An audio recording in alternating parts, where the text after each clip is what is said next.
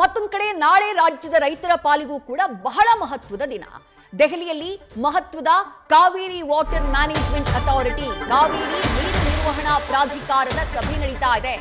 ಕಾವೇರಿ ನೀರು ನಿರ್ವಹಣೆ ವಿಚಾರದಲ್ಲಿ ಅತ್ಯುನ್ನತ ಕಮಿಟಿ, ಅಂತಿಮ ತೀರ್ಮಾನವನ್ನ ತೆಗೆದುಕೊಳ್ಳುವಂತಹ ಕಮಿಟಿ ಪ್ರಾಧಿಕಾರ ಇದೆ. ಈ ಪ್ರಾಧಿಕಾರದ ಸಭೆ ಇದೆ.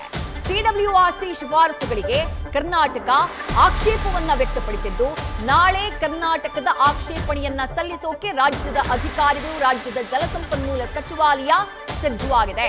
ಕಾವೇರಿ ನೀರು ಬಿಡೋಕೆ ಕಷ್ಟ ಅಂತ ಹೇಳಿ ಕಾವೇರಿ ನೀರು ನಿರ್ವಹಣಾ ಪ್ರಾಧಿಕಾರದ ಅಧಿಕಾರಿಗಳಿಗೆ ಮನವರಿಕೆಯನ್ನ ಮಾಡಿಕೊಡುವಂತಹ ಪ್ರಯತ್ನವನ್ನ ನಾಳೆ ಕರ್ನಾಟಕ ಮಾಡಲಿದೆ.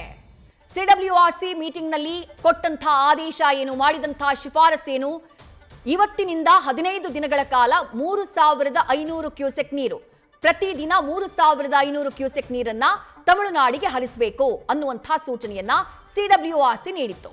ಕಾವೇರಿ ನೀರು ನಿರ್ವಹಣಾ ಸಮಿತಿ ಇಂಥದ್ದೊಂದು ಆದೇಶವನ್ನ ಕೊಟ್ಟಿತ್ತು.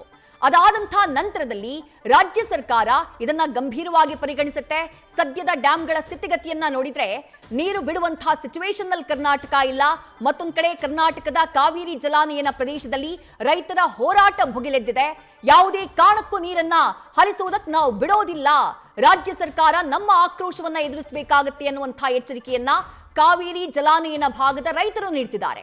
ಯಾಕಂದ್ರೆ ಖುದ್ದು ಮುಖ್ಯಮಂತ್ರಿಗಳೇ ಮಳೆ ಕೊರತೆ ಇರುವಂತಹ ಕಾರಣಕ್ಕಾಗಿ ಮಳೆ ಬರೋವರೆಗೂ ನೀವು ಬೆಳೆಯನ್ನ ಹಾಕೋದಕ್ಕೆ ಹೋಗಬೇಡಿ ಅಂತ ಹೇಳಿ ನಮಗ್ ಮನವಿಯನ್ನ ಮಾಡ್ಕೊಂಡಿದ್ರು. ಈಗ ತಮಿಳುನಾಡಿಗೆ ನೀರನ್ನ ಹರಿಸೋದಕ್ಕೆ ಸಿಡಬ್ಲ್ಯೂಆರ್ಸಿ ಆದೇಶವನ್ನ ಕೊಟ್ಟಿದೆ ಅನ್ನುವುದು ರೈತರ ಆಕ್ರೋಶಕ್ಕೆ ಕಾರಣ ಆಗಿತ್ತು. ಇವತ್ತು ಇಡೀ ದಿನ ಪ್ರತಿಭಟನೆ ನಡೆದಿದೆ. ಆ ಪ್ರತಿಭಟನೆಯ ದೃಶ್ಯಗಳನ್ನ ಗಮನಿಸ್ತಾ ಇದ್ದೀರಿ. ಮತ್ತಷ್ಟು ಡೀಟೇಲ್ಸ್ ನಮ್ಮ ಪ್ರತಿನಿಧಿ ಚಂದ್ರಮೋಹನ್ ನೀಡ್ತಾ ಹೋಗ್ತಾರೆ. ಚಂದ್ರಮೋಹನ್, ಕಾವೇರಿ ವಾಟರ್ ಮ್ಯಾನೇಜ್ಮೆಂಟ್ ಅಥಾರಿಟಿಯ ಮುಂದೆ ಕರ್ನಾಟಕ ನಾಳೆ ಆಕ್ಷೇಪಣೆಯನ್ನ ಸಲ್ಲಿಕೆ ಮಾಡೋದಕ್ಕೆ ಸಿದ್ಧ ಆಗಿದೆ. ಬಟ್ ಏನಾಗಬಹುದು, ಪ್ರಾಧಿಕಾರ ಯಾವ ರೀತಿಯಾದಂತಹ ತೀರ್ಮಾನಕ್ಕೆ ಬರಬಹುದು, ಕರ್ನಾಟಕದ ವಾದ ಏನಾಗಿರುತ್ತೆ? ಇವತ್ತು ಕಾನೂನು ತಜ್ಞರ ಜೊತೆಗೆ ಜಲಸಂಪನ್ಮೂಲ ಸಚಿವರು ಬೆಂಗಳೂರಿನಲ್ಲಿ ಸಭೆ ಕೂಡ ಮಾಡಿದ್ರು. ಹಾಗಾಗಿ ಏನಾಗಬಹುದು ಅನ್ನುವಂತಹ ಕುತೂಹಲ. ಚಂದ್ರಮೋಹನ್.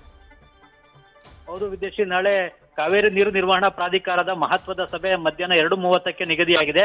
ಈ ಸಭೆಯಲ್ಲಿ ಕರ್ನಾಟಕ, ತಮಿಳುನಾಡು, ಕೇರಳ ಮತ್ತು ಪುದುಚೇರಿ ರಾಜ್ಯಗಳ ಜಲಸಂಪನ್ಮೂಲ ಇಲಾಖೆ ಅಧಿಕಾರಿಗಳು ಮತ್ತು ತಾಂತ್ರಿಕ ತಜ್ಞರುಗಳು ಕೂಡ ಸಭೆಯಲ್ಲಿ ಭಾಗವಹಿಸಲಿದ್ದಾರೆ.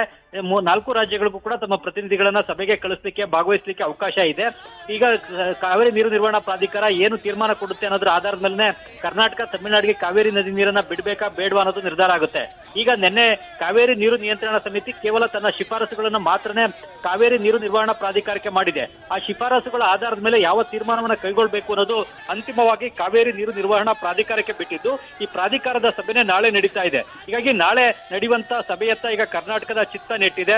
ಮುಖ್ಯವಾಗಿ ನಾಳಿನ ಸಭೆಯಲ್ಲಿ ಈಗ ಕರ್ನಾಟಕದ ಕಾವೇರಿ ನೀರಾವರಿ ನಿಗಮದ MD ಮಹೇಶ್ ಅವರು, ತಾಂತ್ರಿಕ ತಜ್ಞ ಶ್ರೀರಾಮಯ್ಯ ಸೇರಿದಂತೆ ಉನ್ನತ ಅಧಿಕಾರಿಗಳು ಭಾಗವಹಿಸ್ತಾರೆ. ಜಲಸಂಪನ್ಮೂಲ ಇಲಾಖೆಯ ಕಾರ್ಯದರ್ಶಿಗಳಿಗೂ ಕೂಡ ಸಭೆಯಲ್ಲಿ ಭಾಗವಹಿಸಲಿಕ್ಕೆ ಅವಕಾಶ ಇದೆ. ಹೀಗಾಗಿ ಕರ್ನಾಟಕ ಸರ್ಕಾರದಿಂದ ಈಗ ಕಾವೇರಿ ನೀರು ನಿಯಂತ್ರಣ ಸಮಿತಿ ಮಾಡಿರುವಂತಹ ಶಿಫಾರಸುಗಳಿಗೆ ತೀವ್ರವಾದಂತಹ ಆಕ್ಷೇಪವನ್ನ, ವಿರೋಧವನ್ನ ವ್ಯಕ್ತಪಡಿಸಲಾಗುತ್ತೆ ಮತ್ತು ಆ ಶಿಫಾರಸುಗಳನ್ನ ಜಾರಿಗೊಳಿಸಬಾರದು. ಆ ಶಿಫಾರಸಿನ ಆಧಾರದ ಮೇಲೆ ಯಾವುದೇ ಆದೇಶವನ್ನ ಕಾವೇರಿ ನೀರು ನಿರ್ವಹಣಾ ಪ್ರಾಧಿಕಾರ ನಾಳೆ ಕೊಡಬಾರದು ಅನ್ನುವ ಆಕ್ಷೇಪಣೆಯನ್ನ ಪ್ರಬಲವಾಗಿ ಮಂಡಿಸಲಾಗುತ್ತೆ. ಈ ಸೂಚನೆಯನ್ನ ಈಗಾಗಲೇ CM DK ಶಿವಕುಮಾರ್ ಅವರು, ಜಲಸಂಪನ್ಮೂಲ ಸಚಿವ ರಾಮಲಿಂಗಾರೆಡ್ಡಿ ಅವರು ಈಗ ನಾಳೆ ಸಭೆಯಲ್ಲಿ ಭಾಗವಹಿಸುವಂತ ಅಧಿಕಾರಿಗಳಿಗೆ ಕೊಟ್ಟಿದ್ದಾರೆ. ಈಗ ಕರ್ನಾಟಕದ ಡ್ಯಾಂಗಳಲ್ಲಿ ಕಡಿಮೆ ಪ್ರಮಾಣದ ನೀರಿದೆ ಮತ್ತು ಕರ್ನಾಟಕದಲ್ಲಿ ಎಲ್ ನೀನೋ ಕಾರಣದಿಂದಾಗಿ ಮುಂಗಾರು ಮಳೆ ಕೈಕೊಟ್ಟಿದೆ. ಹೆಚ್ಚಿನ ಪ್ರಮಾಣದಲ್ಲಿ ಮಳೆ ಆಗಿಲ್ಲ. ಈಗ ಜೂನ್ ಮತ್ತು ಜುಲೈ 2 ತಿಂಗಳಲ್ಲೂ ಕೂಡ ಹೆಚ್ಚಿನ ಪ್ರಮಾಣದಲ್ಲಿ ಮಳೆ ಆಗಿಲ್ಲ. ಸ್ವಲ್ಪ ಪ್ರಮಾಣದಲ್ಲಿ ನೀರು ಕಾವೇರಿ ಕಣಿವೆಯ 4 ಡ್ಯಾಂಗಳಿಗೆ ಬಂದಿದೆ. ಆದ್ರೆ ಈಗ ಬಂದಿರುವಂತಹ ನೀರು ಕರ್ನಾಟಕಕ್ಕೆ ಈಗ ಮುಂದಿನ ಡಿಸೆಂಬರ್ ವರೆಗೂ ಕೂಡ ಕುಡಿಯುವ ನೀರಿನ ಉದ್ದೇಶಕ್ಕಾಗಿ ಬೇಕಾಗುತ್ತೆ. ಹೀಗಾಗಿ ಈ ಕಾರಣಕ್ಕಾಗಿನೇ ನಾವು ಈ ಪರಿಸ್ಥಿತಿಯಲ್ಲಿ 4.5 TMC ಅಷ್ಟು ನೀರನ್ನ ತಮಿಳುನಾಡಿಗೆ ಹರಿಸಲಿಕ್ಕೆ ಆಗೋದಿಲ್ಲ ಅಂತೇಳಿ ಖಂಡ ತುಂಡವಾಗಿ ಕಾವೇರಿ ನೀರು ನಿಯಂತ್ರಣ ಸಮಿತಿ ಮಾಡಿರುವ ಶಿಫಾರಸುಗಳನ್ನ ವಿರೋಧಿಸಿನೇ ನಾಳೆ ಕರ್ನಾಟಕ ತನ್ನ ವಾದವನ್ನ ಮಂಡಿಸುತ್ತಿದೆ. ಮತ್ತೊಂದು ಕಡೆಯಲ್ಲಿ ತಮಿಳುನಾಡು ಈಗ ಮಾಡಿರುವಂತಹ ಶಿಫಾರಸುಗಳನ್ನ ಜಾರಿಗೊಳಿಸಬೇಕು ಮತ್ತು ಅದಕ್ಕಿಂತ ಹೆಚ್ಚಿನ ಪ್ರಮಾಣದ ನೀರನ್ನ ತಮಿಳುನಾಡಿಗೆ ಹರಿಸಲಿಕ್ಕೆ ಕರ್ನಾಟಕಕ್ಕೆ ನಿರ್ದೇಶನ ಕೊಡಬೇಕು ಅಂತೇಳಿ ವಾದವನ್ನ ಮಂಡಿಸಬಹುದು. ಅಂತಿಮವಾಗಿ ಕಾವೇರಿ ನೀರು ನಿರ್ವಹಣಾ ಪ್ರಾಧಿಕಾರದ ಅಧ್ಯಕ್ಷರು ಈ ಬಗ್ಗೆ ತೀರ್ಮಾನವನ್ನ ಕೈಗೊಳ್ಳಬೇಕಾಗುತ್ತೆ. ಹೀಗಾಗಿ ನಾಳೆ ಸಂಜೆ 5 ಗಂಟೆ ಅಥವಾ 6 ಗಂಟೆಯ ಒಳಗಾಗಿನೇ ಕಾವೇರಿ ನೀರು ನಿರ್ವಹಣಾ ಪ್ರಾಧಿಕಾರದ ಆದೇಶ ಏನು ಅನ್ನೋದು ಸ್ಪಷ್ಟವಾಗಿ ಗೊತ್ತಾಗುತ್ತೆ. ಅದಾದ ಬಳಿಕ ಕರ್ನಾಟಕ ಮುಂದೇನ್ ಮಾಡಬೇಕು ಅನ್ನೋದಂತ ತೀರ್ಮಾನವನ್ನು ತೆಗೆದುಕೊಳ್ಬಹುದು. ನಾಳಿನ ಸಭೆಯಲ್ಲಿ ಈಗಾಗಲೇ ಕಾವೇರಿ ನೀರು ನಿಯಂತ್ರಣ ಸಮಿತಿ ಮಾಡಿರುವಂತಹ ಶಿಫಾರಸುಗಳಿಗೆ ಕಾವೇರಿ ನೀರು ನಿರ್ವಹಣಾ ಪ್ರಾಧಿಕಾರ ತನ್ನ ಒಪ್ಪಿಗೆ ಮುದ್ರೆಯನ್ನು ಒತ್ಬಹುದು, ಇಲ್ಲವೇ ಅದನ್ನ ಮಾರ್ಪಡಿಸಬಹುದು. ಅಂದ್ರೆ ಸ್ವಲ್ಪ ಕಡಿಮೆ ಪ್ರಮಾಣದ ನೀರನ್ನ ಹರಿಸಿ ಅನ್ನುವ ಸೂಚನೆಯನ್ನ ಕರ್ನಾಟಕಕ್ಕೆ ಕೊಡಬಹುದು. ಹೀಗಾಗಿ ಎರಡು ಸಾಧ್ಯತೆಗಳಿವೆ. ಹೀಗಾಗಿ ಈ ಎರಡು ಸಾಧ್ಯತೆಗಳಲ್ಲಿ ಯಾವುದಾದ್ರೂ ಕೂಡ ಒಂದನ್ನ ಆದೇಶವಾಗಿ ಕಾವೇರಿ ನೀರು ನಿರ್ವಹಣಾ ಪ್ರಾಧಿಕಾರ ಕೊಡುತ್ತೆ. ಆ ಆದೇಶದ ಮೇಲೆನೆ ಈಗ ಕರ್ನಾಟಕ ಮುಂದೇನ್ ಮಾಡಬೇಕು ಅನ್ನೋ ತೀರ್ಮಾನವನ್ನ ಕೈಗೊಳ್ಬಹುದು. ಒಂದ್ ವೇಳೆ ಏನಾದ್ರೂ ಕೂಡ ಹೆಚ್ಚಿನ ಪ್ರಮಾಣದ ನೀರನ್ನು ಹರಿಸಲಿಕ್ಕೆ ಕಾವೇರಿ ನೀರು ನಿರ್ವಹಣಾ ಪ್ರಾಧಿಕಾರ ಆದೇಶ ಕೊಟ್ರೆ ಆಗ ಕರ್ನಾಟಕ ಆ ಆದೇಶವನ್ನ ಪ್ರಶ್ನೆ ಮಾಡಿ ಸುಪ್ರೀಂ ಕೋರ್ಟ್ ಮೆಟ್ಟಿಲೇರಬಹುದು. ಸುಪ್ರೀಂ ಕೋರ್ಟ್ ನಲ್ಲಿ ಕೂಡ ವಾದವನ್ನ ಮಂಡಿಸಲಿಕ್ಕೆ ಅವಕಾಶ ಕೂಡ ಇದೆ. ಹಾಗಾಗಿ ಈಗ ಕರ್ನಾಟಕ ನಾಳೆ ಕಾವೇರಿ ನೀರು ನಿರ್ವಹಣಾ ಪ್ರಾಧಿಕಾರ ಏನ್ ಆದೇಶ ಕೊಡುತ್ತೆ ಅನ್ನೋದನ್ನ ಈಗ ಎದುರು ನೋಡ್ತಾ ಇದೆ.